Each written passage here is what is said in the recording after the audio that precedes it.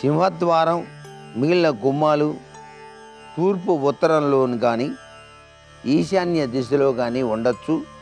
గుమ్మానికి ఎదురుగా గుమ్మం, కిటికీకి ఎదురుగా కిటికీ ఉండాలి అంటుంది శాస్త్రం. గుమ్మానికి ఎదురుగా గుమ్మం, కిటికీకి ఎదురుగా కిటికీ, ఈ విధంగా ఉండేటట్టుగానే నిర్మాణాలు చేసుకోవాలి. గుమ్మాలు కానీ కిటికీలు కానీ సరి సంఖ్యలోనే ఉండాలి, బేసి సంఖ్యలో ఉండకూడదు.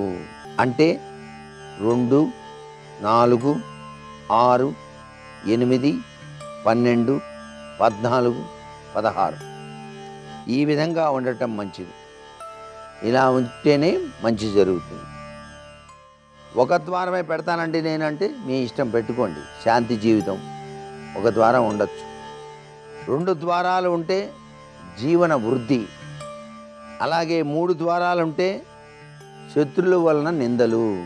ఒక ఇంటికి 3 ద్వారాలు ఉండకూడదు వరుసన, దీనివలన శత్రువు నిందలు వస్తాయి. 4 ద్వారాలుంటే ఆరోగ్యం, ఐశ్వర్యం, గౌరవం కూడా.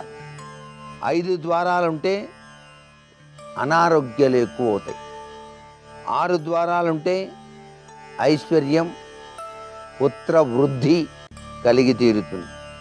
7 ద్వారాలుంటే మాత్రం అనేక ఈతి బాధలు అనుభవించాల్సి ఉంటుంది.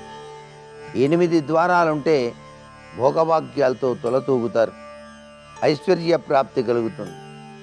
9 ద్వారాలుంటే శారీరక పీడ, యజమానికి నష్టం వాటిల్లుతుంది. 10 ద్వారాలుంటే మాత్రం వంశం వృద్ధిలోకి రాదు.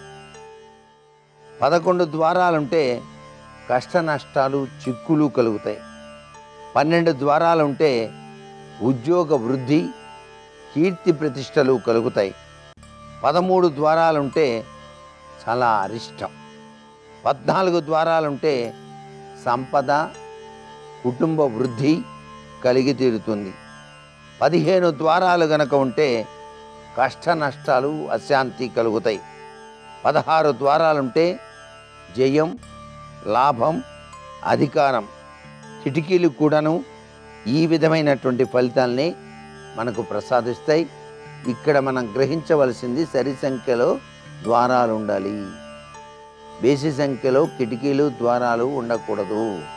ఇది బాగా ప్రతి ఒక్కరూ కూడాను గృహ నిర్మాణంలో పాటించవలసిన ముఖ్యమైనటువంటి విధి విధానం.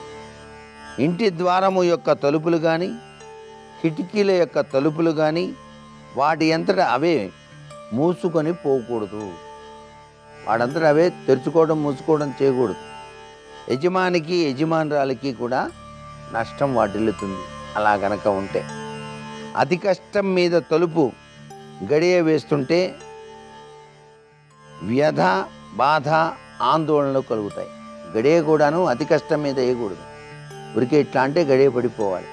అందుకే అప్పుడప్పుడు వాటికి చక్కగా నూనె రాయాలి. కొబ్బరి నూనె రాసినట్టయితే చక్కగా గడియ వేయటానికి వీలుగా ఉంటుంది. గడియ వేసేటప్పుడు కూడాను మోతలు రాకూడదు అంటుంది శాస్త్రం.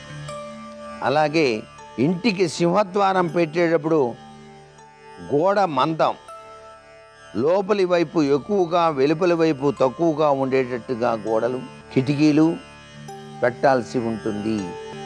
సర్వే జనా సుఖినో భవంతు.